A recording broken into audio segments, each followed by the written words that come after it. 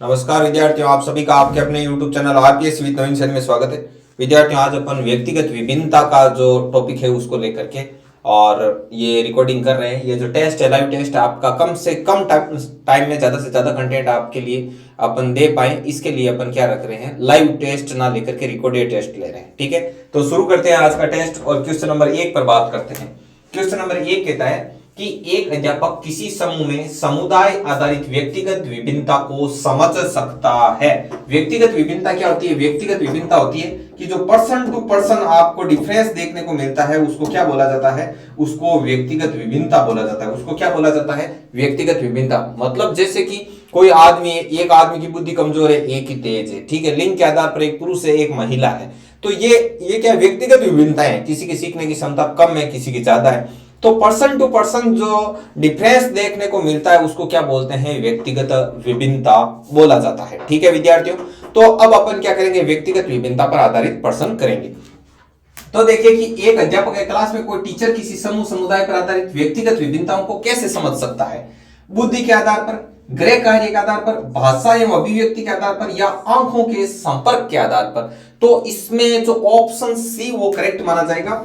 एक अध्यापक भाषा और अभिव्यक्ति के आधार पर, ठीक है, कि बच्चा कैसी लैंग्वेज बोल रहा है और उस लैंग्वेज को किस प्रकार से एक्सप्रेस कर रहा है, इस आधार पर व्यक्ति, मतलब समूह में समुदाय आधारित जो व्यक्तिगत विभिन्नता होती है ना, कि ये किस समुदाय से बिलोंग कर रहा है, ये बच्चा कौन से समुदाय से आता है, तो ये उसकी भाषा और उसके जो एक्सप्रेशन का तरीका है उससे आपको पता लगता है। जैसे हल्का हल्का पंजाबी का पुट आ रहा है, इसका मतलब बच्चा है वो गंगानगर हनुमानगढ़ साइड का है। ठीक है, और जैसे हल्का हल्का मारवाड़ी टाइप का लगे तो मारवाड़ साइड से, शेखावाटी का अंदर मिक्स आ रहा है, ठीक है, कि कटे है यो कैसे वो, ठीक है, तो मतलब वो शेखावाटी का है। तो ऐसे समझे ना आप कि भाषा और भाषा को एक्सप्रेस करने का जो तरीका है उसके आधार पर आप पहचान सकते हो कि वो कौन से समुदाय से बिलोंग करता है। ठीक है, नेक्स्ट अगला क्वेश्चन है आपके सामने कि क्वेश्चन नंबर 2 है, एडीआईपी योजना का मुख्य उद्देश्य। एडीआईपी योजना का मुख्य उद्देश्य लोकोमोटर दिव्यांगता वाले व्यक्तियों को प्रदान करता है शिक्षा, सहायक उपकरण, दिव्यांगता प्रमाण पत्र और रोजगार। तो ये फैक्चुअल क्वेश्चन है, सीधा का सीधा ये फैक्ट है कि सहायक उपकरण ये क्या प्रदान करता है? सहायक उपकरण प्रदान करता है। ऑप्शन बी इसमें करेक्ट माना जाएगा। एडीआईपी योजना का मुख्य उद्देश्य है सहायक उपकरण प्रदान करना। आगे बढ़ते हैं, अगला आपके सामने अधिगमकर्ताओं को व्यक्तिगत क्षमताओं के आधार पर उनकी कठिनाइयों के विभिन्न स्तरों को ध्यान में रखते हुए पढ़ने की विधि को क्या कहा जाता है? अधिगमकर्ता को व्यक्तिगत क्षमताओं के आधार पर, ठीक है, व्यक्तिगत क्षमताओं के आधार पर उनकी कठिनाइयों के विभिन्न स्तरों को ध्यान में रखते हुए पढ़ने की विधि को क्या कहा जाता है? सटीक शिक्षण, त्रुटिहीन अनुदेशन, विभेदी अनुदेशन या चयनित अनुदेशन।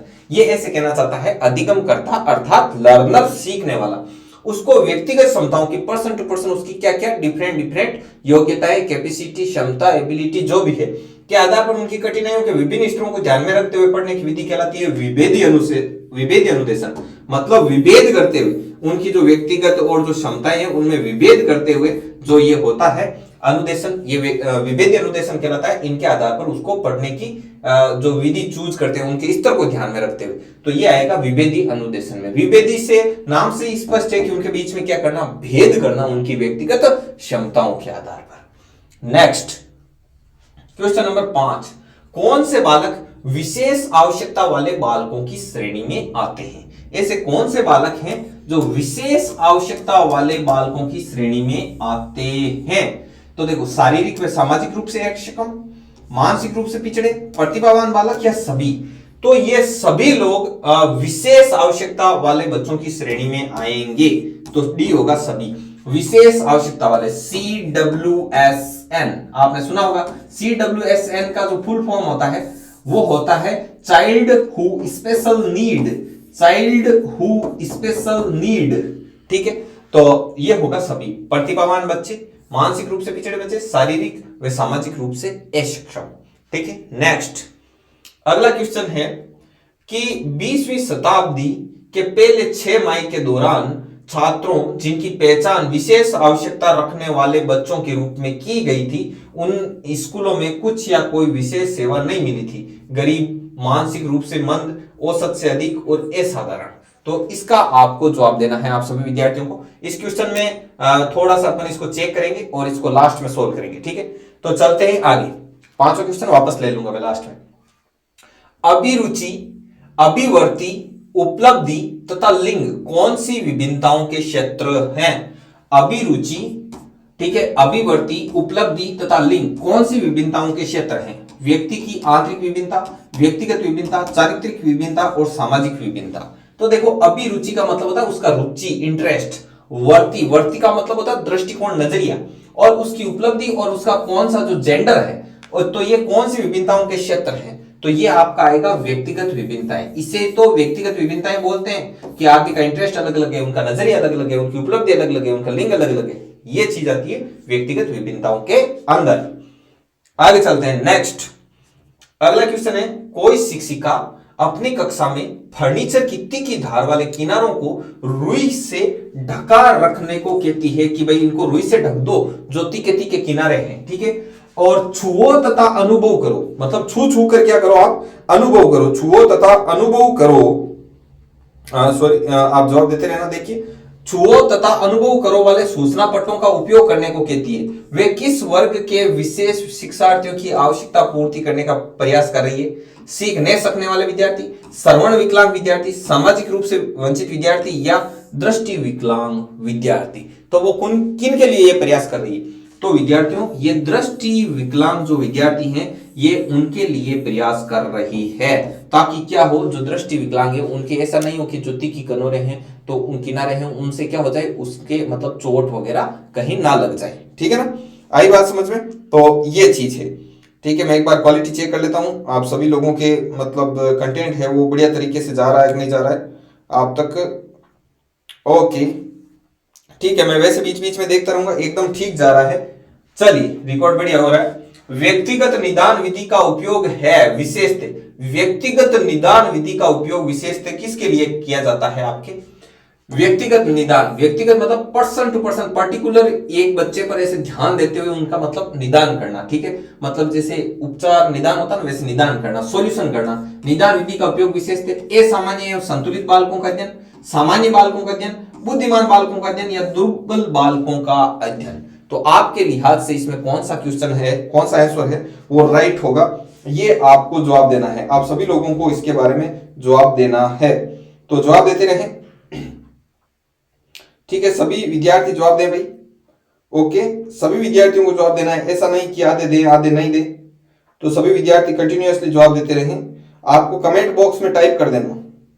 ओके, आप अपना जो जवाब है वो टाइप जरूर से जरूर कर देना, ठीक है। तो इसमें होगा असामान्य एवं संतुलित बालकों का अध्ययन। ये व्यक्तिगत निदान विधि का उपयोग विशेषतः असामान्य और जो संतुलित बालकों का जो अध्ययन करने के लिए किया जाता है, ठीक है। नेक्स्ट अगला है, निम्न में से कौन सा व्यक्तिगत अंतर नहीं है जो अधिगम को प्रभावित करता है? तो ऐसा व्यक्तिगत अंतर जो अधिगम को प्रभावित करता है, तो ऐसा कौन सा व्यक्तिगत अंतर नहीं है जो कि अधिगम को प्रभावित करता है? तो देखो, लिंग प्रभावित करता है, सामाजिक आर्थिक स्थिति प्रभावित करती है और जाति भी प्रभावित करती है। अब कैसे करती है ये डिटेल वीडियो में आपको मिलेगा। तो इसमें ऊंचाई आपका सही ऑप्शन होगा, हाइट कोई मैटर नहीं करती है इस चीज में, तो B option is correct. Next, भारतीय संदर्भ, ये क्वेश्चन बहुत ज्यादा पॉपुलर है, ध्यान रखना इस क्वेश्चन का। भारतीय संदर्भ में एक व्यक्ति को पूर्ण बधिर माना गया है, एक व्यक्ति को पूर्ण बधिर माना गया है यदि उसे 60 डेसिबल से 50 डेसिबल तक की श्रवण शक्ति दोनों कानों में हो, 50 डेसिबल एवं उससे कम की श्रवण शक्ति दोनों कानों में हो, 60 से 70 डेसिबल के बीच की श्रवण शक्ति दोनों कानों में हो, ठीक है। उसके दोनों कानों में 70 डेसिबल या उससे ज्यादा की स्वर आवृत्ति की श्रवण शक्ति दोनों कानों में नहीं हो, तो ये होगा, ठीक है। तो डी ऑप्शन इसमें क्या माना जाएगा? करेक्ट माना जाएगा, ठीक है। तो ये इसका करेक्ट ऑप्शन है, दोनों कानों में हो, दोनों कानों में हो, दोनों कानों में हो। तो ये दे रखा है या उससे ज्यादा की आवृत्ति श्रवण शक्ति दोनों कानों में हो, ये इसका एकदम करेक्ट जवाब होगा। ये ध्यान रखना, डायरेक्ट फैक्ट है। आगे चलते हैं, दिव्यांग बच्चों को शिक्षा के लिए प्रावधान निम्न के माध्यम से हो सकता है। जैसे दिव्यांग अर्थात हैंडीकैप, विकलांग, तो उनको कैसी शिक्षा दी जाए? समाकलित शिक्षा, समावेशी शिक्षा, केवल विशिष्ट स्कूलों की स्थापना और प्रगतिशील शिक्षा। तो देखिए, यदि सामान्य बच्चों के साथ हैंडीकैप बच्चों को रखकर यदि पढ़ाया जाता है तो ऐसी जो शिक्षा होती है उसको समावेशी शिक्षा कहा जाता है। तो इसमें समावेशी शिक्षा है वो आपका एकदम परफेक्ट जवाब माना जाएगा। ठीक है, समावेशी शिक्षा, तो बी आपका इसमें एकदम करेक्ट जवाब होगा। नेक्स्ट, अगला क्वेश्चन है किसने कहा था एक व्यक्ति का दूसरे व्यक्ति में अंतर एक सार्वभौमिक घटना जान पड़ती है। एक व्यक्ति का दूसरे व्यक्ति से जो अंतर है वो एक सार्वभौमिक घटना जान पड़ती है। ये बात किसने कही थी? टॉयलर ने, स्किनर ने, वुडवर्थ ने, ये वुडवर्थ है, और क्रो एंड क्रो ने। तो ये बात कही थी टॉयलर ने, तो ये इसका एकदम सही जवाब होगा टॉयलर ने। ठीक है ना, टॉयलर। आगे चलते हैं, अगला नेक्स्ट है विशिष्ट बालक का अर्थ होता है। विशिष्ट बालक का अर्थ क्या होता है? तो विशिष्ट बालक का अर्थ क्या होता है? प्रगतिशील बालक, समस्यात्मक बालक, धीमी गति से सीखने वाला बालक, या सामान्य बालक की अपेक्षा कम या अधिक गुण वाला बालक। तो सामान्य बालक की अपेक्षा कम या अधिक गुण वाला जो बालक होता है वो क्या कहलाता है? विशिष्ट बालक कहलाता है। ठीक है, तो ये इसका ए ऑप्शन इसका क्या माना जाएगा? पूर्णतया सही माना जाएगा। ठीक है, अगला नेक्स्ट क्वेश्चन है वंचित वर्ग के विद्यार्थियों में शैक्षिक असफलता का एक बड़ा कारण क्या है? वंचित वर्ग से मतलब जिन बच्चों को पूरी सुख सुविधाएं वगैरह, पढ़ाई लिखाई के संसाधन वगैरह नहीं मिल पाते हैं, उनमें असफलताओं का एक मुख्य कारण क्या है? असफलता का एक बड़ा कारण क्या है? तो देखो, अवदान की कमी, घर में शैक्षिक निर्देशन का अभाव, बौद्धिक योग्यता का कम होना, या ये सभी। तो इसमें होगा आपका डी ऑप्शन इसमें करेक्ट होगा। ये सारे के सारे ऑप्शन इसमें करेक्ट माने जाएंगे। ठीक है, तो डी ऑप्शन इसका करेक्ट होगा। आगे चलते हैं, नेक्स्ट, अधिगम विकलांग वाले बच्चों में निम्नलिखित में से कौन सी समस्या आमतौर पर प्रकट होती है? ठीक है, तो अधिगम विकलांग जो मतलब सही तरीके से, बढ़िया तरीके से नहीं सीख पाते, उन बच्चों में कौन सी समस्या आमतौर पर प्रकट होती है? बाएं दाएं उन्मुखीकरण समस्या, सामाजिक अवरोधन, वाक समस्याएं, या शारीरिक स्फूर्ति समस्याएं। तो इसमें आपका ए ऑप्शन करेक्ट होगा, बाएं दाएं उन्मुखीकरण समस्याएं। ठीक है, ए ऑप्शन इज करेक्ट। ठीक है लाडलो, आगे बढ़ते हैं। अगला क्वेश्चन है व्यक्तिगत विभिन्नताओं के मापन की सर्वोत्तम मापनीय, the most important question of psychology. ठीक है, ध्यान रखना, यदि व्यक्तिगत विभिन्नता चैप्टर आ जाए और इस पर्सन को ना पूछे, ऐसा कभी हो ही नहीं सकता। सेंट्रल गवर्नमेंट के जो एग्जाम्स है उनका ये फेवरेट क्वेश्चन है। व्यक्तिगत विभिन्नताओं के मापन की जो सर्वोत्तम मापनी है वो कौन सी है? समानुपाती मापनी, अंतराल मापनी, नामित मापनी, या क्रम सूचक मापनी। तो इसमें बी अंतराल मापनी आपका क्या माना जाएगा? एकदम सही जवाब माना जाएगा। B option is correct. आगे बढ़ते हैं, अगला क्वेश्चन है कि अपनी कक्षा की व्यक्तिगत विभिन्नताओं से निपटने के लिए शिक्षक को चाहिए कि अपनी कक्षा की जो व्यक्तिगत विभिन्नताएं हैं, जो बच्चों में जो डिफरेंस है, उनसे निपटने के लिए क्या करना चाहिए? भाई, कई मंदबुद्धि बैठे हैं, कई प्रतिभाशाली बैठे हैं, कई औसत बैठे हैं, कईयों की अभिरुचि कम ज्यादा, सब तरह के विद्यार्थी हैं। तो ये व्यक्तिगत विभिन्नताओं से निपटने के लिए एक शिक्षक को क्या करना चाहिए?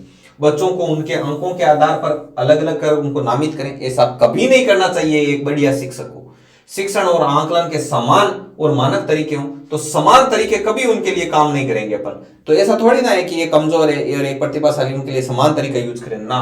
विद्यार्थियों के लिए कठोर नियमों को लागू करेंगे, कठोर नियम कभी लागू करना ही नहीं है। तो इसमें क्या करना होगा? तो इसमें आपको बच्चों से बातचीत करें और उनके दृष्टिकोण को महत्व दें, उनकी बात को ढंग से सुने, उनके पॉइंट ऑफ व्यू को देखें। तो डी ऑप्शन इसमें पूर्णतया सही माना जाएगा। आगे बढ़िए। ठीक है, जब एक शिक्षक यह समझता है कि स्वाभाविक रूप से लड़के गणित में लड़कियों से अच्छे होते हैं, तो यह दर्शाता है कि अध्यापक नीतिपरक है, शिक्षाप्रद है, सही दृष्टिकोण वाला है, या लिंग पक्षपाती। तो देखो, ये अध्यापक का सही दृष्टिकोण नहीं है, ना ही नीतिपरक है, नीति में ऐसी कोई चीज नहीं है, और ना ही एक बात शिक्षाप्रद है। ये उसका लिंग पक्षपाती रवैया है। ठीक है, वो लिंग को लेकर के भेदभाव कर रहा है। नेक्स्ट, अगला क्वेश्चन है आपके सामने कि व्यक्तिगत विभिन्नता के कारक सदैव ही होते हैं। व्यक्तिगत विभिन्नता के कारक मतलब व्यक्तिगत विभिन्नता एक्चुअल में आती कैसे?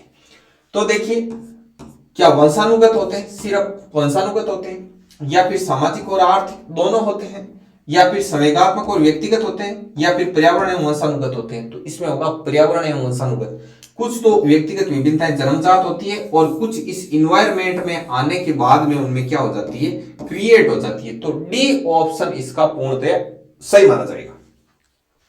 नेक्स्ट, अगला क्वेश्चन नंबर 21, अधिगमकर्ताओं की व्यक्तिगत विभिन्नताओं की पूर्ति के लिए निम्न में से कौन सा चरण वांछनीय नहीं है? वांछनीय नहीं है मतलब सही नहीं है। व्यक्तिगत विभिन्नताओं की पूर्ति के लिए क्लास में भिन्न भिन्न क्वालिटी के प्राणी बैठे हैं और उनके व्यक्तिगत विभिन्नताओं की पूर्ति करने के लिए कौन सी चीज सही नहीं है, अर्थात इसमें 3 चीज सही है, एक नहीं है, वो पहचान नहीं। ठीक है, तो पहली बात तो नहीं है पर क्या बनाना है आपको, गोला बनाना है, ये लो। तो व्यक्ति पर अनुदेशन देना, व्यक्तियों की योग्यताओं का सही आंकलन करना, सामाजिक आर्थिक स्तर की पहचान करना, विशिष्ट प्रतिभाओं की पहचान करना। तो ठीक है, इसमें बताइए कि व्यक्तिगत विभिन्नताओं की पूर्ति के लिए कौन सा चरण वांछनीय नहीं है। देखो, एक तो व्यक्तियों की योग्यता का सही आंकलन करना चाहिए, ये बहुत जरूरी है, तभी आप सबको अलग अलग पहचान पाओगे। ठीक है, और व्यक्ति पर अनुदेशन देना, सामाजिक आर्थिक स्तर की पहचान करना। 1 मिनट को, इसमें बहुत ही नियरली अबाउट ऑप्शन है, तो इसको एक बार वापस चेक करना पड़ेगा। ठीक है, एक बार के लिए इसको पेंडिंग रख देना। चलिए आगे बढ़ते हैं। इसमें है 22 कि निम्न में से कौन सा विशिष्ट बालकों का प्रकार नहीं माना जाता है। विशिष्ट बालकों का कौन सा ये प्रकार नहीं माना जाएगा, कौन सा नहीं माना जाता है? धीमी गति से सीखने वाले बालक, शारीरिक रूप से विकलांग बालक, सृजनशील बालक और साधन संपन्न बालक। तो देखो, धीमी गति से सीखने वाले बालक ये विशिष्ट बालकों में आते हैं, शारीरिक रूप से विकलांग ये भी आते हैं, सृजनशील ये भी आते हैं, लेकिन साधन संपन्न बालकों का ऐसा कोई वर्ग नहीं है। तो डी ऑप्शन आपका करेक्ट माना जाएगा। ठीक है, अगला क्वेश्चन, वंचित पृष्ठभूमि के छात्रों को सीखने में कठिनाई का सामना करना पड़ रहा है, सबसे संभावित कारक जो उन्हें प्रभावित कर रहा है, उन्हें कौन प्रभावित कर रहा है? वंचित पृष्ठभूमि के छात्रों को सीखने में कठिनाई का सामना करना पड़ रहा है, क्यों? नींद की कमी है, तनाव है, संज्ञानात्मक क्षमता उनकी कम ज्यादा है, या फिर व्यक्तिगत आवश्यकता? देखो, उनके नींद की कोई कमी नहीं है। ठीक है, नींद सब व्यक्तियों का अधिकार है, नींद ले सकते हैं, कोई उनमें डिप्रेशन नहीं है, उल्टा मस्त मौला मिलेंगे आपको। और न ही उनमें कोई संज्ञानात्मक क्षमता की कोई कमी है, उनको बस व्यक्तिगत आवश्यकताएं हैं, जो उनकी व्यक्तिगत आवश्यकताएं हैं उनकी वजह से वो क्या है, ये मेन कारण है। वंचित वर्ग से जो पृष्ठभूमि से आते हैं छात्र, उनको सीखने में कठिनाई का सामना करना पड़ता है। ऐसी बात नहीं है कि सीखते नहीं, बस उनको तकलीफ होती है, थोड़ी ज्यादा जोर लगाना पड़ता है। अगला देखिए, कक्षा में विकलांग बच्चों को शामिल करना अब एक विश्वव्यापी प्रचलन है। तो कैसी कक्षाओं में बच्चों को शामिल करना एक विश्वव्यापी प्रचलन है? फ्लिप कक्षा में, नियमित कक्षा में, गतिशील विद्यालय की कक्षा में, या विशिष्ट कक्षा में? तो इसमें होगा नियमित कक्षा में। एक नियमित कक्षा में विकलांग बच्चों को शामिल करना अब एक विश्वव्यापी क्या है, प्रचलन है। नेक्स्ट, एक क्वेश्चन मैंने बीच में छोड़ा था, मैंने कहा बाद में देख लेंगे। वो क्वेश्चन था आपका ये वाला, 20वीं शताब्दी के पहले 6 माही के दौरान कौन से छात्रों जिनकी पहचान विशेष आवश्यकता रखने वाले बच्चों के रूप में की गई थी? तो जो असाधारण बालक थे, डी, असाधारण छात्रों, असाधारण छात्रों जिनकी पहचान विशेष आवश्यकता रखने वालों के रूप में की गई थी। तो डी इसका करेक्ट जवाब है। ठीक है, अब आते हैं अपने जो सेम क्वेश्चन था उसी पर आते हैं। ओके, ये नियमित कर दिया। अब आगे नेक्स्ट क्वेश्चन, इसमें बताना है आपको कि के मैकनिन द्वारा बच्चों पर किए गए अध्ययन के अनुसार जो बच्चे अपने को समाज की विशिष्ट और बदलती परिस्थितियों के अनुसार व्यवस्थित कर लेते हैं, वो जिस वर्ग से संबंधित होते हैं, किस वर्ग से संबंधित होते हैं? तो इसमें होगा अनुरूपता वर्ग। सी ऑप्शन आपका इसमें क्या माना जाएगा, पूर्णतया सही। सी ऑप्शन इसमें आपका करेक्ट माना जाएगा। ठीक है विद्यार्थियों, तो ये बातें थी। अब आप लोग बता दीजिए कि आपको किस प्रकार का लगा टेस्ट वगैरह। लाइट चली गई, ओके कोई बात नहीं। आवाज कैसी आ रही है भाई? ठीक है, अब आप लोग बता दीजिए कि आपके 26 में से कितने क्वेश्चन करेक्ट हुए। सॉरी 24 में से आपके कितने क्वेश्चन करेक्ट हुए, ये आप बात है वो आप लोगों को बतानी है। ठीक है विद्यार्थियों, वैसे क्वालिटी के साथ कोई समझौता नहीं किया गया, ठीक है ना। आप लोगों के लिए बेस्ट मैंने कर रखा है, जितना मुझे ढांचा जमाना सही लगा कि भाई इस हिसाब से करना चाहिए तो बेस्ट दिखेगा, बेस्ट क्वालिटी आएगी, वो सारा काम मैंने किया है। ठीक है, फिर भी देखो लाइट चली गई, कोई बात नहीं। आप ये बताना कि ये टेस्ट आपको सीरीज कैसी लगी। अच्छा, ये क्वेश्चन रह गया, कौन सा रह गया भाई? ठीक है, क्वेश्चन नंबर 22 ये तो करवा दिया। 23, 24, एक सेकेंड रुकना, क्वेश्चन चेक करते हैं। लाइट आ गई, ओके। ये वाला क्वेश्चन रह गया था कि अधिगमकर्ताओं की व्यक्तिगत विभिन्नताओं की पूर्ति के लिए निम्न में से कौन सा चरण वांछनीय नहीं है? व्यक्तिपरक अनुदेशन देना, बिल्कुल देना, पर्सन टू पर्सन आपको व्यक्तिपरक अनुदेशन देना पड़ेगा। पर्टिकुलर कोई एक को गाइडेंस दे करके आप व्यक्तिगत विभिन्नताओं पर ध्यान दे सकते हैं। व्यक्तियों की योग्यताओं का सही आकलन करना, यह बात तो बहुत ज्यादा जरूरी है। ठीक है, और विशिष्ट प्रतिभाओं की पहचान भी आपको करनी पड़ेगी। ठीक है, लेकिन सामाजिक आर्थिक स्तर की पहचान करना इनमें से कोई जरूरी नहीं है। ठीक है, तो ये इसमें सबसे लूज है, सबसे कम पावर का ऑप्शन है सी। अतः सी ऑप्शन आपका क्या होगा? करेक्ट होगा। ठीक है विद्यार्थियों, तो ये कंप्लीट है आपका। चलिए, आज का टेस्ट कंप्लीट है। कमेंट बॉक्स में कमेंट करके आप जरूर से जरूर बताइएगा कि आपके क्वेश्चन 24 में से कितने क्वेश्चन करेक्ट हुए। इसके अलावा विद्यार्थियों, प्लेलिस्ट में जाकर आप जरूर से जरूर आनंद लीजिए कि क्या क्या पढ़ा रखा है, किस प्रकार से पढ़ा रखा है। तो देखिए, वहां पर जाकर फुल वीडियो देखिए, और रोज रात्रि 9 बजे आपकी राजस्थान जीके की टेस्ट सीरीज चलती है, उसको जरूर से जरूर ज्वाइन कीजिएगा। ठीक है विद्यार्थियों, तो मिलते हैं नेक्स्ट वीडियो में। तब तक के लिए जय हिंद, जय भारत।